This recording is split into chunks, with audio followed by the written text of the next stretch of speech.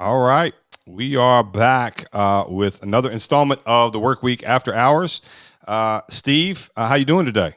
I'm great. I'm great, Shane. How you Yeah, doing? I'm good. I'm good. I know this week's topic is one that you are just itching to dive into. Um, I'm gonna change roles a little bit in this episode because this topic is right in your wheelhouse. So I'm gonna let you kind of frame it up, and then we'll take off kind of with it. Okay.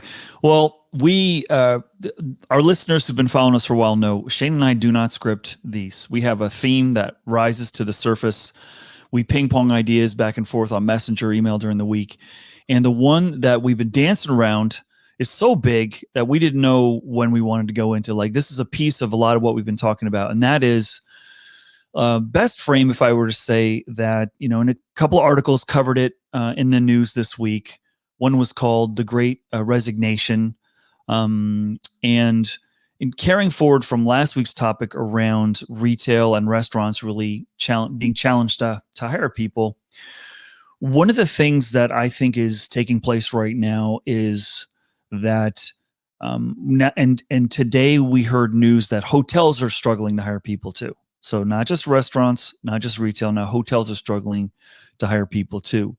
And I think what we don't know is how this pandemic is really going to affect organizations and individuals. But I think we're starting to see a lot of evidence that suggests what I'm going to sort of refer to as sort of the great reframe.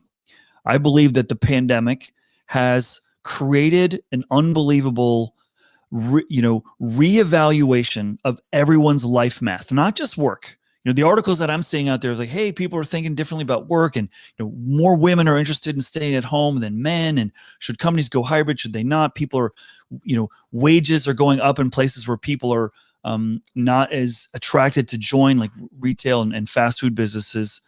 But I think we are seeing something that's going to be unlike anything we've ever seen before, that everyone's life math just changed.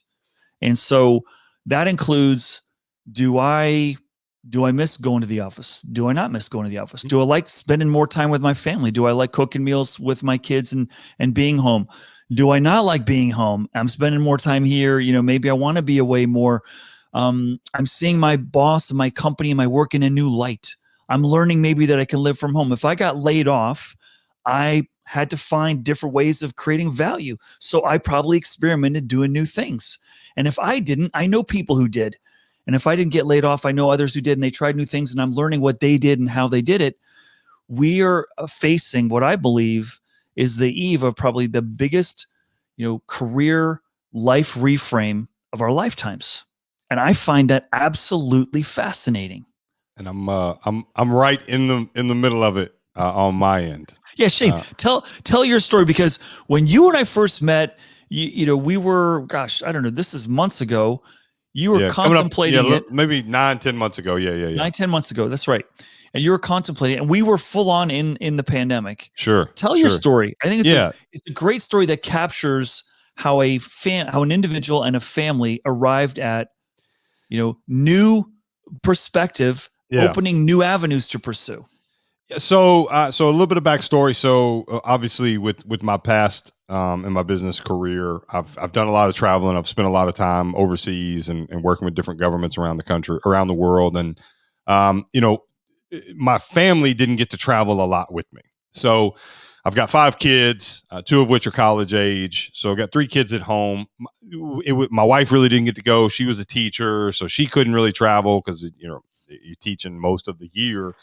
And it was kind of this thing of like, oh, one of these days when the kids are gone, my wife and I had always talked about we'll probably go live overseas somewhere. She wants to travel and see the world. I love international culture and learning and meeting new people and learning about other people. So that was always kind of the talk.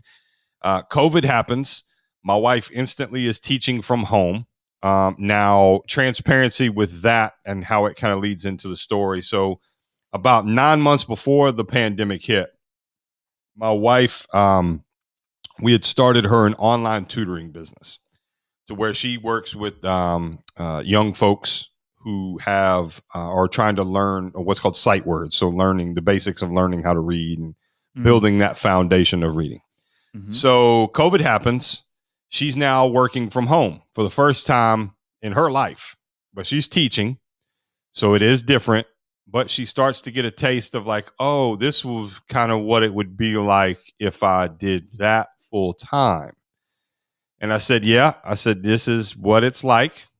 Chaos, kids running all over the place. Now I'm at home. So it's a bit of an adjustment because now, here we both are in the same space. We didn't really, I mean, we like everybody else, we didn't have a designated space for each of us to do our work and those kind of things. So, here we are in the basement now, doing what we're doing. And we kind of got it goes on and goes on. Pandemic happens and the summertime hits. And she's like, yeah, she's like, I'm really enjoying this. And she's getting some traction with it. Mm-hmm. Fast forward a little bit to the fall, September, October. Some friends of ours kind of mentioned, hey, we're looking at possibly moving to Portugal. They mentioned that to my wife. My wife mentions it to me. I was aware of Portugal. I know I've been all over Europe. I know, kind of what's there, but I'd never really looked into like living there. I didn't historically have much business there, so it wasn't something that I just spent a lot of time thinking about or visiting. So I started doing some research. Like, oh, wait a second. This makes sense financially. Now, not only does it make sense financially, but this is actually a business decision because of the tax benefits, the cost of living, now the cost of traveling around Europe. So now these benefits start to add up. Things that we never would have thought of prior to COVID, just Mm-hmm. because Mm-hmm. we're being forced into a situation. So we kind of fast forward a little bit. I do what I do. Something made sense. Let me find a reason not to do it. Right? It's the angel investor pitch, right? Angel investors, they're designed to find a reason not to do this. I need to find a reason not to give you money. So I'm going to find a reason not to do this. Mm-hmm. So I can't find one. And we're going through the process. And then I bring it up to you and you're like, oh yeah, I love Portugal. I've been there. I love it. Fell in love with it. Well, then I mention it to a couple other people. They're like, oh dude, every person that tells me this says you just fall in love with Lisbon. It just makes you feel at home. It's just something about the place. Mm-hmm. So I was like, okay. And I also told you I'm doing business with someone. Yes. The person who's helped me build my website is in Lisbon, and he is from the South and also is loving it there. Yeah. So you put me in touch with him. I pick his brain a little bit, get some insight, start doing some YouTube. So again, because of COVID, the whole family's at home. We're all around each other. Right. So this is now becoming an ongoing conversation. What if this is something we just, because you don't walk in and just dump that on your kids. So it's like the what if. You kind of feel them out and see how they react. Yeah. Oh, well, yeah, I think this is something that I want to do. Fast forward a little bit more. Now here we are. And so I don't care to give context. In the last 3 weeks, we have sold our house. I've turned my automobile lease in and not renewed that. So I'm going to go without a car for the next 12 months. There's no point saving money. I wasn't going to get a 1-year lease. They're too expensive. I'm not going to go buy a car that's going to lose value. Does that make sense? My wife has a car. My wife has now made the decision that she's not going to teach next year. And we're going to go full time. And she's not teaching the way that she used to. Correct. So she's not going to be employed as a teacher. She is now, because of COVID and because of all this, felt comfortable and had a taste of there's a different way of going about my life. Mm-hmm. Right. Mm-hmm. And the world is small. You've traveled a lot. For those of you that haven't traveled, when you actually start to travel, you realize, oh, wait a second, it's way more affordable. And this is way easier than what I thought. And this world is a very, very small place. Mm-hmm. So now all of a sudden, this has kind of become a thing. So now 12 months from now, so it's currently almost June 2021. We're 2 weeks away. In June of 2022, we will be packing our bags, a bunch of them, and heading to Lisbon, Portugal to live. My wife and I are going to visit this June, and then we're taking the kids over fall break. But barring anything and any kind of disaster is happening, yeah, and it's wild how it's kind of all played out. And you've kind of had a front row seat to kind of seeing That's it right. all. That's right. People are like, oh, you're selling your house, you're not going to leave for a year. The market is what the market is. I'm taking advantage of the market, making more money on my house than Right. I might, I don't know, who knows, a year from now. So I'm going to run with it. So because of COVID, it reframed our thought process in how, 36 months ago, we had an architect out here and we were drawing up plans to add on to our house and double my mortgage and, all these different things. Right. And now we're literally downsizing. We're going a very minimalistic lifestyle of we're going to get rid of everything we don't need. We've already done that. And now we're going to live a different way because the situation that occurred reframed what we want and what is. And I think this is maybe how all this ties in. What it actually did was it reframed our version of what being happy at work and being happy in life personally now looks like and feels like. And that is, how can I recreate what we just had during the pandemic minus the pandemic? Right. So minus people dying. Way of covering that. Yeah. Minus people dying. How can I get that? Now a disclaimer, because I don't want to come off as this entitled guy who, now I am in a unique position to where I am able to do this because of what I do, how I do it, and those different things. So I realize everybody doesn't have the ease of doing it. But what I will tell you is I do believe a lot of people have gotten a taste of it. And they're now like, maybe it's not as extreme as moving to another country, but it certainly is. Wait a second. I was making that money working at the restaurant. Right. And now I can go make that same money or more by doing this online because I had to figure it out and I had to take some kind of job during the pandemic. Otherwise I wasn't going to make any money. Right. Which that wasn't on my career path. Right. And that's not what I got a degree for or, whatever. Yeah. And now, so it's just reframed it. And I know it's a long rant, but no, it's not a long rant. But I love, this is life calculus. This is not a changing a job. This is a possibility that was almost accidentally discovered. Yes. Presented by a window in time where you only need an internet to do what you do. You've figured out how to thrive and make a living for your family. And all you need is the internet. Your wife learned, probably, you didn't say this, but I would say watching you say, that's interesting. He's a guy that used to have a business with people and buildings and brick and mortar. Right. And so she saw that. Go ahead. So I'm going to give some personal context so we can add the layers of how this relates. Okay. I don't have a college degree. So there's that extreme that's happening out in the world. My wife not only has a college degree, she also has 2 masters. So we're on polar opposites of the academic, the traditional, you've got to do it this way and this is how. We've both broken the mold in different respects and said, no, we're just going to do our own thing. We're going to speed up our retirement by just do our own thing. Right. And I would argue for our listeners, and I'm going to cover a couple things you didn't cover because I think you're a humble guy, but I've learned a lot from you and how you've done this.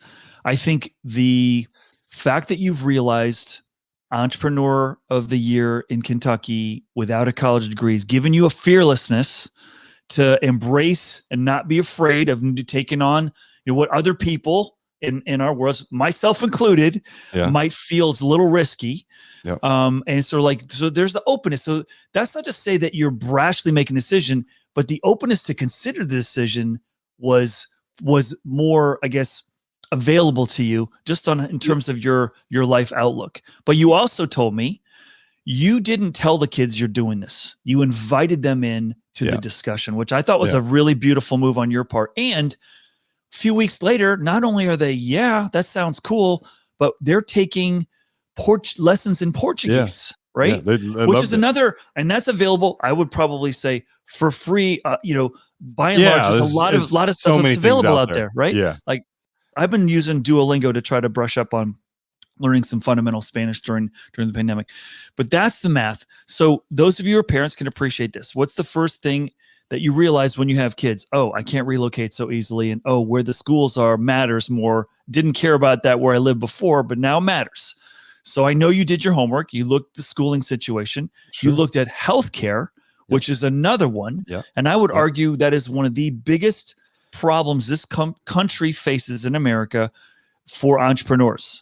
Having to pay for insurance for myself on my own without the company covering its nut for the last 10 years. So I'll give some real world numbers to put to context of this. And Steve knows this. I'm very, very transparent. I got no problem sharing, different details.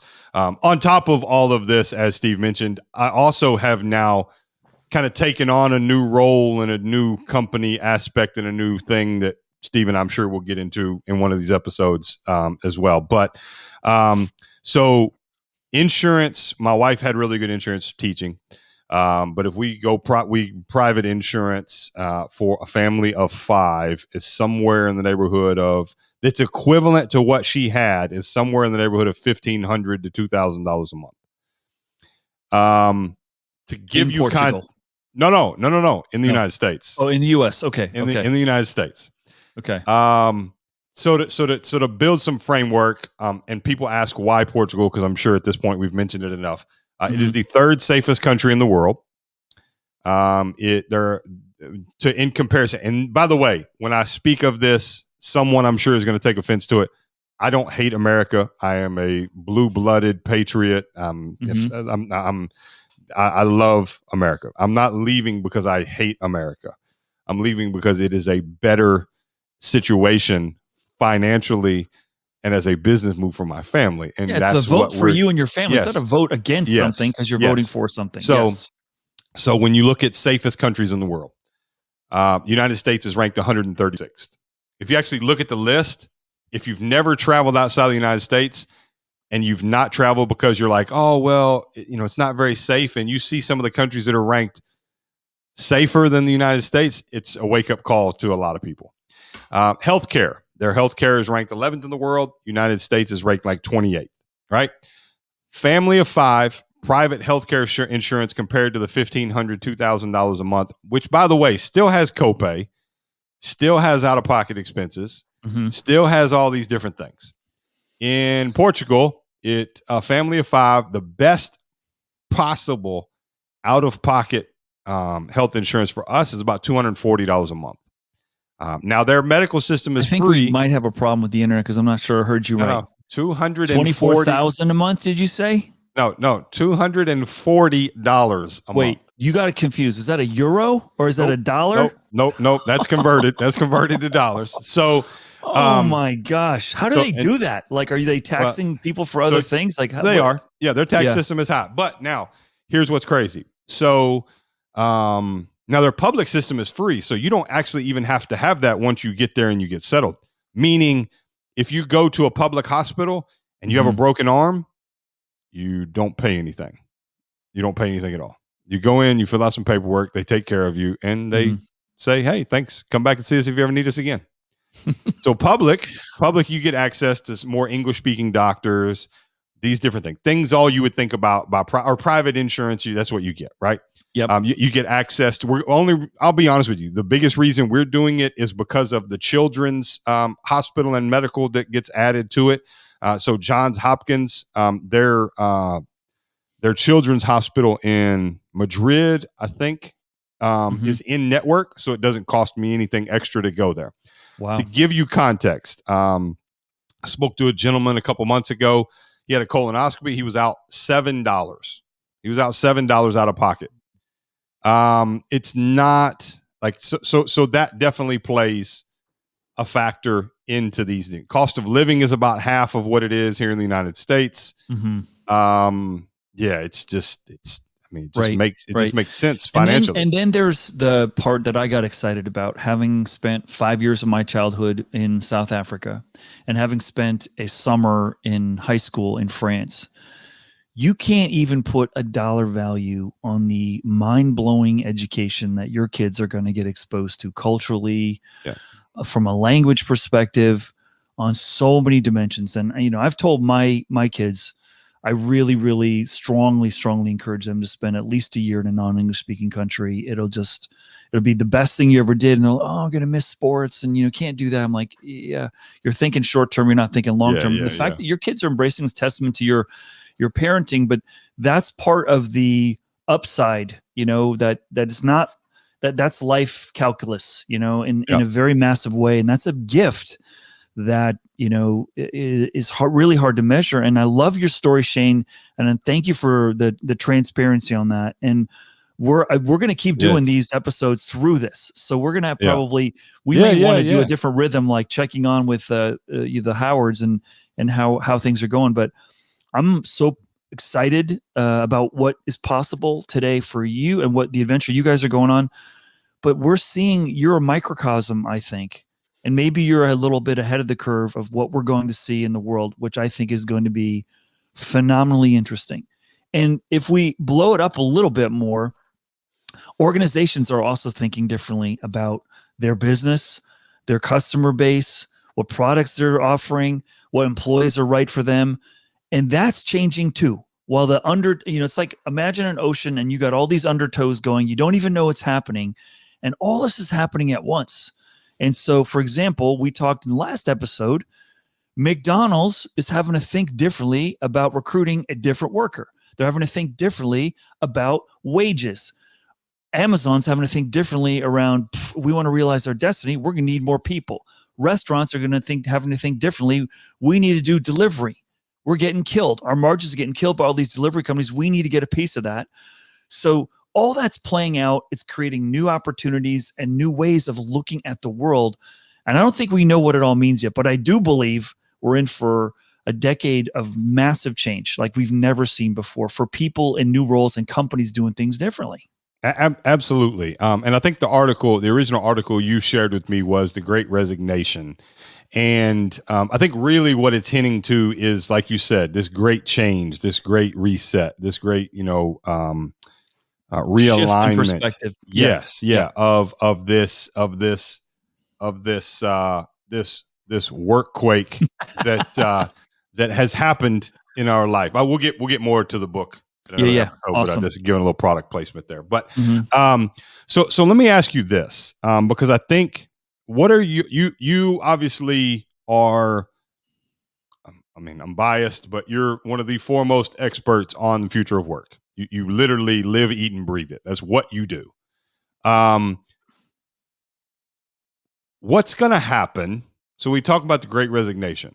I think that wording that they've come up with there is in relation to businesses trying to go back to pre-COVID way of doing business, and people saying, I'm not going to do that, so here's my keys. What does that look like over the next 90, 120 days? And is it is it as scary as what they're making it out to be? Should, what should leaders be looking out for? You know what I'm like what? Yeah. Well, let me reframe. Well, frame it the way that I'm thinking about it, which is they use terms like the Great Resignation because that gets headlines and that gets people riled up, and it gets sort of like a shock to the system. Like, whoa, people are going to resign. Yeah, people are going to resign, and it's going to happen, but it's not going to happen tomorrow. It's not going to happen 30, 60, 90 days. And here's why. Think of all the things, Shane, that you just covered that are part of your decision process. Yeah. Your wife changing careers. Okay, she's in a place where that was could be facilitated relatively quickly. Now, other people are in circumstances where it's not so easy to facilitate. I got daycare. I got to care for a disabled family member. I have elder parents that I need to be here for. I can't afford to change my schedule. I can't move to a different city. I can't change my hours. Everyone has different limits and different things. So it's going to take some time to untangle. That's why I say might not happen this year. It's going to happen a little more next year, but 3 years, we are going to see massive change. Because that's, takes a while. My mom ran a business for a while with an organization that consulted with towns and companies around childcare. And we might have talked about this before. A little bit. I forget. The challenge with setting up a new daycare is companies believe, if we put on-site childcare, all the employees are going to do it. No, they can't put them right away because they already have a rhythm of life with other people taking care of kids and things. It takes 6, 9, sometimes 12, 15 months for those things to cycle through. That's why when people say, Silicon Valley's toast, everyone's going to Austin, I'm like, no, it doesn't happen like that. It may happen, but people have families and education needs and schools and seasons of life that they have to untangle to pursue different things. So I understand that, having a number of kids on my own. I have 5 kids too, just like you, Shane. And so, you see the different puts and takes and challenges that people have to sort of figure this out. And I've relocated people over the course of my career, and you understand the things that they have to go to. That's hard to do. People move when? They move in the summer. Why? Because the school year's over. That's when people move. So I would guess 3 summers from now, we're going to see something like we've never seen before. And maybe those changes won't need to happen with a move because of the facilitation of people being able to work from home. And that's the biggest one that I get excited about. It's like, depends on where you fall in this one. If you think people are not going back to retail and hotels and restaurants because they got a stimulus check or because they're lazy and they got unemployment, okay, that's one way of looking at it. Yeah. I tend to look at it as like, well, I think that forced them to do something different, to try a different trade. Maybe put some YouTubes together. I don't know, make some music and throw it out there on SoundCloud. I don't know. But there's a time, and there's a lot of studies on this that show in times of crisis, innovation happens. Yep. Just so happens, in the last recession we had, 2007, 8, 9, double mortgage crisis, banks went down, people lost homes, people lost jobs. 30 of the unicorns today were founded during that time. 30 billion-dollar value companies in a time of all this crisis. Why? And there's a lot of research on this, because in times of trauma, we slow down. We are forced to get a little more intense. We see problems differently, and we notice things that when we're just chilling through life and cruising, we don't always already notice. And so I'm an optimist. I know you're an optimist. I'm really excited, but also curious of what this will reveal to us. Do you think there's a better way of? I mean, yes, I do agree. The Great Resignation gets a bunch of clicks and gets people to panic and the shits of what's happening. Right. But do you think there is a version of it that what it actually did was gave a bunch of people confidence that they didn't realize that they had? Like you're forced to, so I went through traumatic experiences as a child growing up, and it developed a level of confidence of survival of, I believe in myself, whether anybody else does or not. No one everyone around me is telling me I'm not going to ever do anything. I'm going to be a waste of life. I don't believe that, because I program these things. So it's forced people, like, I guess probably I need to have a conversation with my wife. Like, did this give you a level of confidence that you just, like, you didn't know you had, that now it's like, because you're forced to deal with it. That's right. So call it forced training wheels to learn how to ride the bike. Like, you don't have a choice. You're going to have to do it. You lost just your push job. You down the hill, take the wheel, take the train, and just pedal. Just start pedaling. That's right. I mean, think about it as a coach, Shane. You've coached kids. I've coached kids. There's kids that are absolutely sure there's no way I'm going to hit that baseball. It's just not going to happen. I'm going to get hit. I'm pretty sure it's going to hurt. I'm not going up there. Not going to do it. Come on. So finally they go up there. They hit the ball. They don't run to first because they're just like, what? I just hit that ball. Yeah. And so then it's just feeding on itself. And we've been this imposition, this hostile takeover of our world by this pandemic, I think is going to produce opportunities. And I think you're really great to call out that, the infusion of confidence and, well, maybe I can do this. So, maybe I can. So that goes into my next question. So now as a leader, how do you deal? Because is it fair to say, do you think that historically employees and staff, I hate the word, but employees and staff, there was a sense of fear, like I'm scared to disrupt my job. I'm scared to push back. Like I need the job. Like I gotta have the job, so I don't want to disrupt this. Mm-hmm. And now we all kind of got exposed in some form or fashion during the pandemic. Leaders are now crying on video calls with their team because they don't know what to do, and they're showing a level of vulnerability and weakness that your team normally wouldn't have seen. Did it level? Do you think? I mean, the playing field will never be level when we're talking about leadership. That won't happen. But and it goes back. Did they instill a level of confidence now in the team where the team is now comfortable in saying, "I'm just not going to do this. I don't have to do this." Yeah, that's a great observation. Here's what I would do: is say the pandemic didn't happen in a vacuum. What were the waves that were coming on shore before the pandemic? Growth of gig opportunities, growth of these new platforms where I can make money without working for the man, me seeing on social media other people making money without having to have a job, growing awareness that I'm not sure I could do that, but I'm seeing a lot of other people do it, so there must be something there. Right. So that I think there's a greater comfort level with something different being possible. Meanwhile, what is the LinkedIn's of the world and Glassdoor's will expose you to different things you can do without a college degree, different things you could do if you have a lame history degree like I do. Like you can do millions of things and more is possible than ever before. That's a beautiful thing. Yes. Now, I will also tell you, with all that great possibility and all that new choice, we have the most disengaged and the lowest level of job satisfaction since we've been measuring it, because we also know what we don't have more than ever before. I see what I can have, but I also see when I do choose that I don't have what someone else has somewhere else, and this sensationalist life that Facebook is presenting, which is just not true all the time, right? They're not showing all the downsides. So we have this interesting wave of these other things that are happening. So the pandemic, I think, has jarred people. If you lost your job or you found yourself in a situation where it's not what I wanted it to be. And the pandemic is also, what I love about the pandemic is exposed leadership like never before.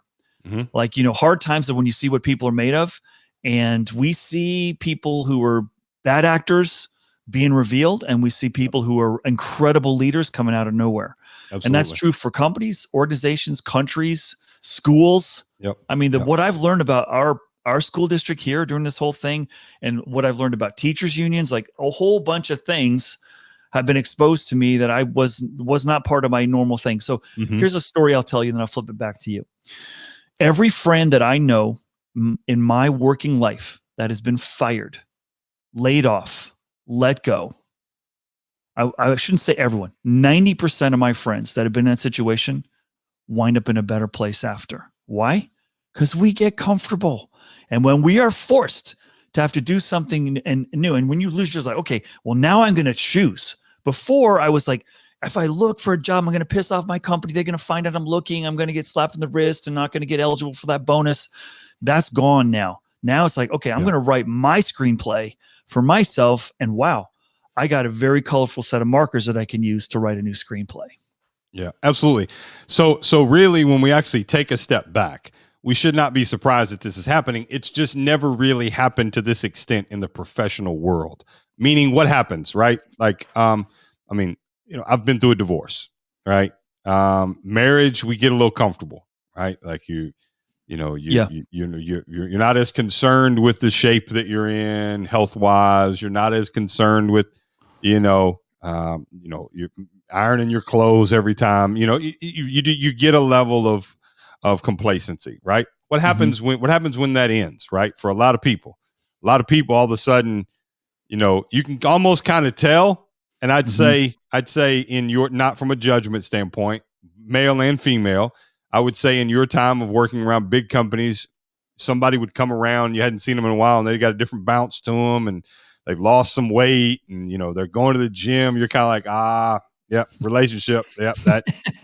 Yep. I know what's going on here. Mm-hmm. Right. Mm-hmm. I know what's going on here. So, Mm-hmm. so these life things, right? And you framed it in a way that I think is perfect.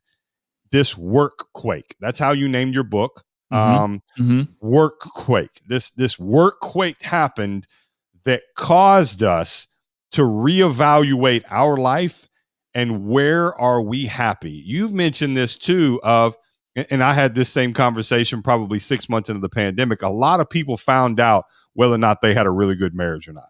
A lot of people found out whether or not they actually were happy in their marriage. A lot of Mm-hmm. people found out whether or not they actually had a good intimate connection with their spouse, right? Mm-hmm. Like a lot of people found out that their teacher who's teaching their kids that they've been griping and complaining about because their kid was coming home and they were getting on the teacher, they were emailing the teacher saying, I apologize.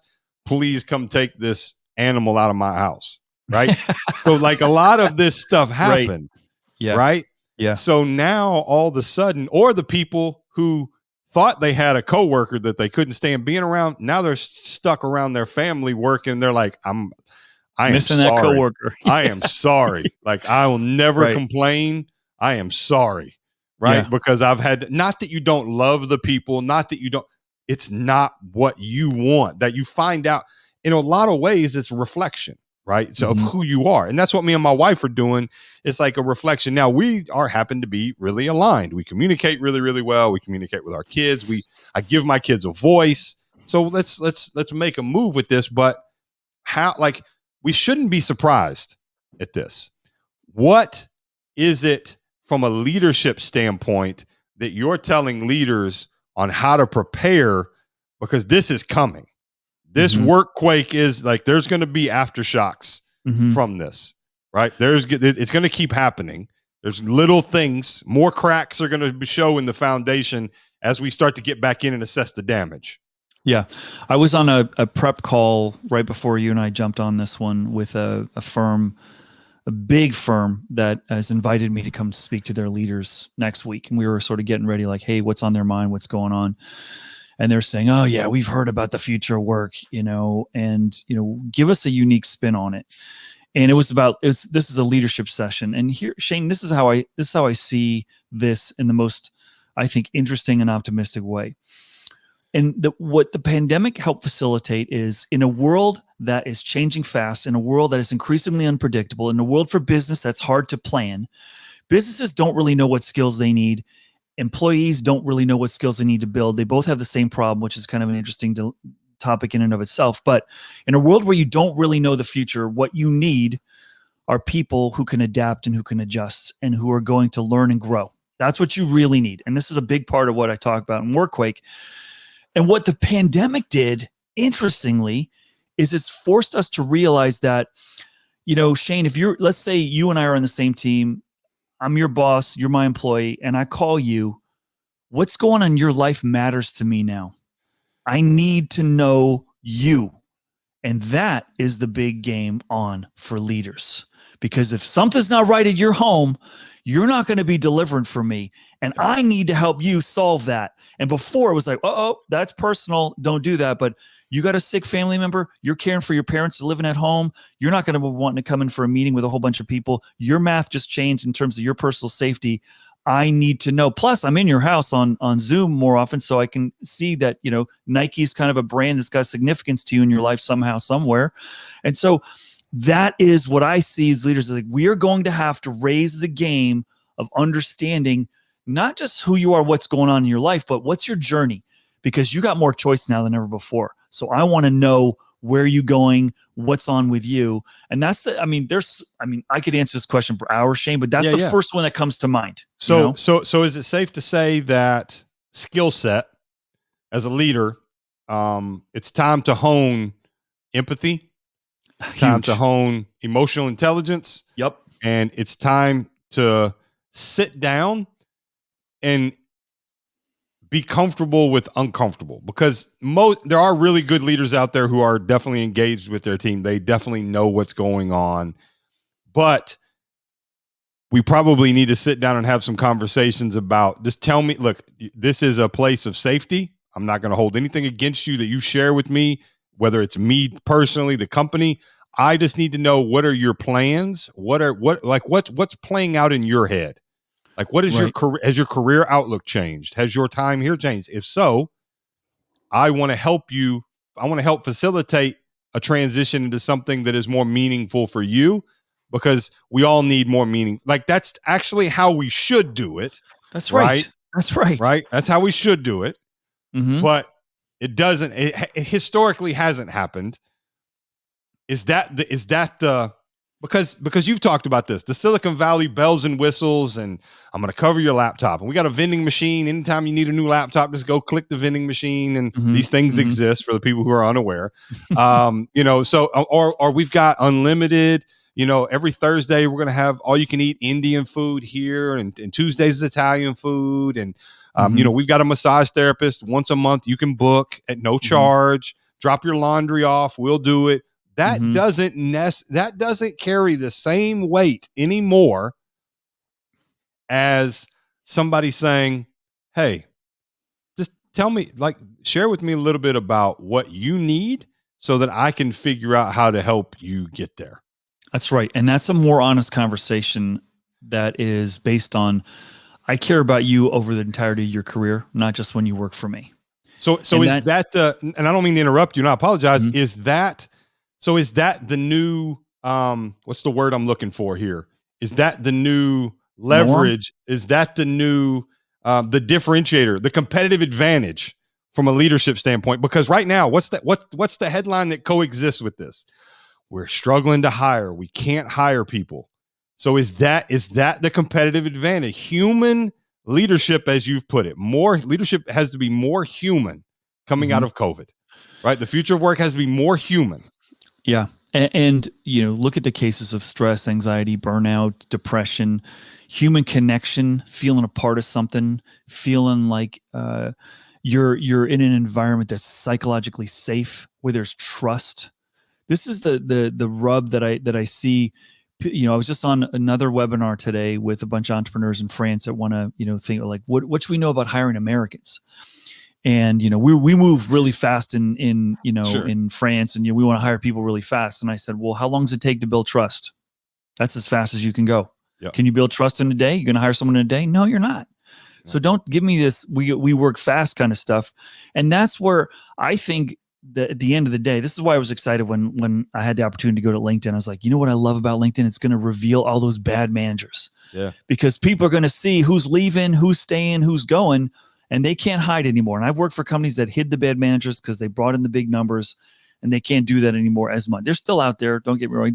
We didn't cure the whole problem, but that's the kind of way I'm looking at this opportunity, is that it is about connecting with people. And this is where the soft skills have been mislabeled as soft. They actually should be called power skills.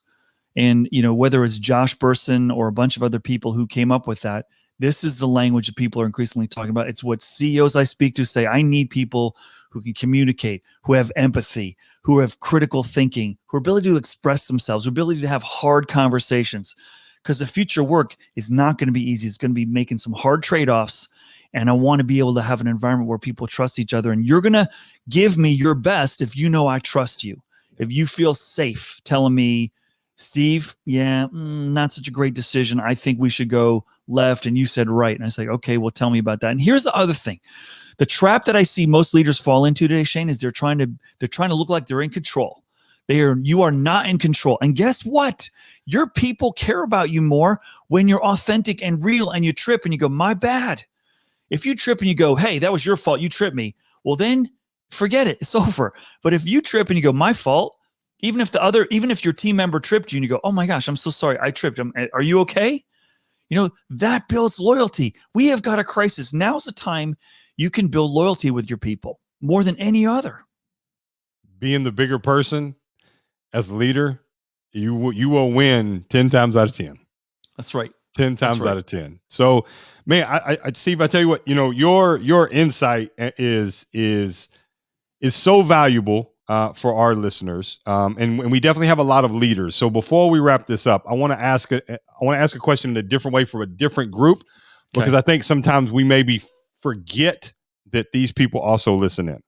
So we've kind of given some insight to the leader, the people doing the hiring, the people running the businesses, the people starting the businesses. A large majority of our society, the largest majority of our society, is going to continue to be the support teams, the people that are doing the heavy lifting at all these places, right? The staff, the employees, the team members. What advice would you give them on engaging, going back to work, on re-engaging with leadership, on showing up and looking out? Maybe they quit their job and now they're trying to decide where they want to go. What's some off the cuff? Again, we haven't talked about this, so I'm kind of throwing you a curveball here, but what's some off the cuff? Hey, here's maybe a different way to think of this. Okay, if I'm an individual contributor, that's the HR lingo, Shane, that we call people you're talking to. Okay, all right. If I'm an individual contributor out there in the world right now, what I would want to be thinking, and I got children just like you got children. We're preparing them for sort of this crazy world where we're told in the next 10 years half the jobs that exist don't even exist today. What I'm doing is say, look at your career as a laboratory of learning. And from one opportunity to the next, you want to be able to glean, what am I good at? What do I like doing? Who are the people I like doing it with? And trying to understand what environments produce the best in me. Do I like high pressure? Do I like low pressure? Do I like fast deadlines, long deadlines? Do I like teamwork? Do I like being an individual warrior? What is that? Because if you're relatively early in your journey, you just don't know, and that's okay. But that's why I like change in careers early, because you got to sample from the buffet table of the careers. And if all those people say lock and load, be an accountant forever, be HR forever, that I think that's very short-sighted in a world where there's so much choice. So what you want to do if you're going to make a move from one organization to the next, is try to narrow the funnel of what you like doing, what you're really good at, because that will lead you to more dream job discovery and more opportunities and more satisfaction. And the fact is, there are tons of different kinds of dream jobs out there. But here's the other word of caution I would tell you. And I know we've had this conversation offline. The grass is always greener. Every company's got warts. Every leader's got warts. No one's perfect. And it always looks cleaner over there. And I've rehired dozens of people in my career that thought the shiny object, and you fill in the blank, because I've rehired them. They went to Apple, came back, went to Twitter, came back, went to Facebook, came back, went to Google, came back. And I've had people that have left me and never came back, and they went back to their prior employer. So I'm not saying that I'm always the sharpest tool in the shed, but I'm telling you that it always seems better over there because you aren't in there yet and you don't know what it is. So before you jump, really, really take stock and say, maybe there's a different place I could go in my organization because I built some relationship equity. I put some time in here. They probably have old world benefits, which mean the longer I'm here, the more vacation I get. Do I really want to give that up? Like, don't just jump because you think, my boss doesn't like me. So if I get another job in the company, they're going to try to undermine me or sabotage me. Maybe, but maybe not. Right. And some people, I feel, jump too soon before really doing their homework. Absolutely. And so my advice in this is the same advice that I would give a leader to an individual contributor as you were today, right? So I'm going to pick up the HR lingo here, the individual contributor, right? Meaning model and improve on the same things that you wish your leaders had. If it's empathy, model that same empathy with them, because let's be real. The same stuff you went through with your family, people dying, pandemic, uncertainty, your leaders went through that too. So a little bit of empathy, they are deserved. Now they have to earn.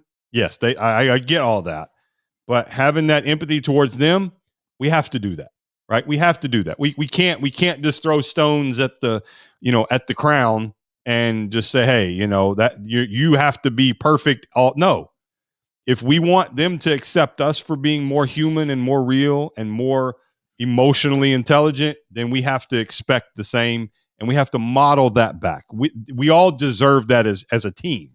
if we can't be one way but expect you to treat me different, right? And then the other piece of it is, if you don't know you have those things, I would argue that emotional intelligence is maybe something that most individual contributors can work on. That's an area where, I've had friends ask me, "Hey man, I'm thinking about leaving my job. Like, what should I learn to code? Should I?" No, Mm-hmm. learn humans. Learn Mm-hmm. how humans work. Mm-hmm. I have a gift. I know how human behavior works. It just so happens I know how to articulate that into making money. I know how to articulate that into helping Steve solve a problem. I know how to articulate that into, giving a talk and having people cry because it connects with them and engages with them. So learn human interaction, learn a level or increase. Even if you think you have emotional intelligence, I continue to work on it. I always try. I want to find something that's going to make me feel and make me cry, and then try to dive into that, right? That's how Mm-hmm. you do it. You put yourself in situations that aren't comfortable. You watch the TV show that you're like, I'm gonna watch this. I'm gonna cry. Like, I know I'm gonna cry. Yeah, watch it. And then Mm-hmm. figure out why.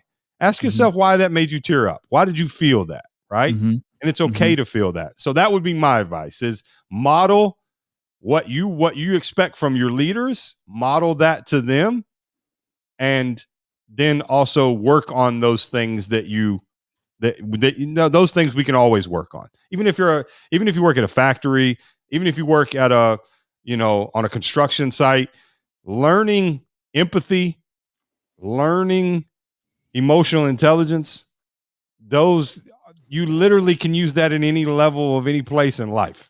And that would be my advice. Yeah, that's great. And Shane, I see you modeling that as a leader to your kids. And that's parenting is probably the best leadership training that there can be. And if you look at all those books, like Green Eggs and Ham is probably the best change management book on the shelves of a bookstore. Yeah. It really is. And when I've been doing some senior executive recruiting, we look at the whole human being, and to try to figure out, is this a good play for them? Do they have some gray hairs, if you will, not literally, but do they have some gray hairs for life to understand? Yeah. It's about forgiving. It's about working together. It's about building trust. That's probably the best advice anyone ever told me, that careers are really built on trust, not hard work. Hard work tends to build trust, but trust is what you're going after. It's not the hard work for itself, and So that's interesting. So I'm going to expose you and I both personally here. Now, you have Okay. no idea that I'm going to do this, so I'm going to do this. You and I, in a very short period of time, and I'm sharing a nugget in real life that maybe a listener will hear this and pick up something from it. You and I, in a very short time, have grown very close to each other. Mm-hmm. There's been a massive level of trust that has happened both ways, in different ways, that has had to happen for us to go start down this new path that we're going to go down. Mm-hmm. How do you think, what is your observation, and how did we develop? Because you said trust can't happen overnight, right? I think we both agree there, right? No, but you're not going to get married to your soulmate after meeting them for a day. That's not going to happen. That's right. I'm sure somebody's tried it, but it's not going to happen. So what is your observation? Because this is a real world thing that's outside the future of work. It's outside big business. It's out. Why do you think you and I have developed such a very really strong level of trust in like you in a different way than me, but both really big steps in that? Why do you think that is? I think we both have a pretty reasonably high level of self-awareness, what we're good at and what we're not good at. Mm-hmm. I think you have a very high signal when you're asking me a question from the minute we met, that there was a meaningful question. It wasn't there was no fluff. And I know, whether you're into this or not, like I know from my Myers-Briggs test, I know from my Scorpio horoscope, I know my sister is a feng shui master and she's told me stuff about myself. I was like, how the heck did you know that? It's so true. Like, I think there's a level of self-awareness, and I feel the transparency that you've shared with me on your personal journey drew me to you quickly, because I feel I do the same thing. Yep. So, and that was sort of I don't know, what do you want? Coincidental? Yeah. You and I were both sort of, we collided in the internet somewhere, and then all of a sudden, boom, we're in front of each other, and you got through quickly because of the pandemic. That's right. So this there you go. This thing Yeah. has forced us in this situation. And you're right. So you and I, what I noticed about you was very similar to me. Of we were able to say, yeah, here's my resume. Yeah, here's all these cool things. But let me tell you about the shit that nobody wants to talk about Mhm. me. And I laid mine out there. I can't remember. I think we both kind of shared some stuff. And then I was like, look, I'm just going to tell you, here's who I am. That's how but anybody who's ever met me knows, if you've met me for more than 10 minutes, I'm just going to tell you, because I'm going to get it out there, because I don't want to invest in this relationship if something about that's going to put you off. So we're not going to, that's how I hired people. That's just how I go about it. Right. So you did the same thing. You shared with me some very intimate, personal things about your journey and your life and failures and mistakes. And I was like, okay, yeah, you like, cool. Now, all right, then it just organically, because we communicated openly to each other, and it just happened. So and it's interesting, Shane, because it's interesting. You complete curveball here throwing this at me, but now that I've got a second to think about it, what's really interesting is we both had a curiosity about the other for reasons that the other didn't know. Like, sure. You didn't know that I had a book coming out. No, you didn't idea. know that Workquake was in the queue. You didn't know that I was might have been living in Silicon Valley, but I was very unsophisticated with digital marketing. Yeah, I didn't know. You didn't know. I sort of knew, like, hey, how did this guy find me? And he's got some, hackers figuring out how to do some algorithm, not hackers, but you've got a bunch of people on your team that are very sharp, and you're very sharp, and you're very, what I say the word is prescient. Like, you see the future in ways that other people don't see it. And I saw that pretty quickly. And so I was like, I want to get to know this guy. And I didn't have an objective. I didn't. Most of our conversations were personal and talking about kids and family and sports and going back and forth. And then one day you came and said, hey, I've got this business situation. Can you just give me your insight? And I gave you my insight, and you were like, well, what would you do? I was like, are you asking me like my opinion, or are you asking me to like work for you? He's like, well, I don't know. Like what? Just tell me. I'm like, well, I'll just tell you what I would do if I was in your shoes, and then we'll figure that out. And there's a level of authenticity that's just happened there. And it kind of, I don't know, maybe, I don't know why I brought it up, but I think because I wanted people to kind of know, like, they see this dynamic of you and I on here, and they don't have a whole lot of context, and maybe because I think it looks like we've been friends for a really long time, and I mean, it feels that way. It feels that way. But I wanted to give people some context, because I think this is the part that ultimately what I hit on from an advice standpoint of just like, and there's a level of authenticity. So for you and I, we went back and forth, and we just like the communicate. There was really good communication there. I'm an over communicator. I so much so that I had to pull back some, so I'm not bombarding you with stuff. But it's just it's been a really, really cool. But I can tell you why you brought it up, because you were on a track of, we're here because of the pandemic. And that's sort of the reframe and the opportunities that are landing in our lap. And I'm going to throw this out to our listeners, to our viewers. I sit on a board of directors for a company today that came to me in the most unbelievably unexpected way. I was called 3 summers ago. A friend of mine's kid is at a summer camp at Stanford, and they had some speaker back out. Would I just come over there and talk to a bunch of teenagers about the future work? And I was like, he's a good friend. So I'm like, okay, sure, I'll do it. And I was like, oh man, I'd rather be, playing tennis or going for a bike ride or hanging out with my kids. So I took it. I went over there, did my thing, got into it. There was maybe 40 kids, a few counselors. A year later, I get a phone call for this conference in LA. It's a huge law firm. They've got like 500 of their clients coming in this huge auditorium. It happened to be during March Madness. It was the night before March Madness, and the games are going to be played in the LA Coliseum. So I was like, oh yeah, I'm going to do the conference and go see March Madness. So it worked out. At the end of the conference, the guy who runs the law firm came up to me and says, "Hey, do you know how I found you?" I go, "No."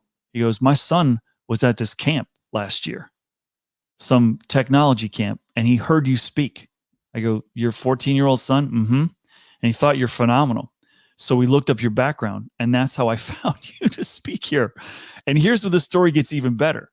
He's like, "Hey, during the conference, a woman was in the audience and she emailed me, I have a super impressed by what you said. I have a company. We're looking to fill a board spot. Would you be interested in talking to me about that?" Summer camp, last minute fill in, found to speak at a conference, sitting in a position where I get offered. You never know where this stuff's going to happen. And Shane, because of the pandemic, these kinds of collisions, all kinds of different collisions are happening in different ways. Keep your eyes open, people. You never know where something's going to connect. And, maybe, the couple that you said, well, hey, we're thinking about, Portugal. I mean, that was just kind of fate. Yeah. And now you guys and you and I, yeah, this is like some life-changing things because we were self-aware and we right, had and we just were naturally engaged. right. The And patterns of our daily routines on massive scale just got changed. So the marbles are going to be flying in different directions, on this, marble board of life in the next 3 years. And I think it's super interesting, super fascinating. Absolutely. Man, what an episode. This was good. And I told you this is going to be one of our more fun ones. Yeah. This one's going to be good. I'm looking forward to getting out. So, Matt, wrap us up like you normally do. All right. Well, I'm Steve Cadigan here with Shane Howard. This is the Workquake After Hours, where Shane Howard and I try to tackle interesting topics that are relevant to us. We would love to hear from you. We'd love to hear your feedback. Please like, share, tell everyone about this. We're seeing some great comments from all of you. Keep them coming, and we're looking forward to giving you some more interesting episodes in the weeks to come. Yeah. Cheers.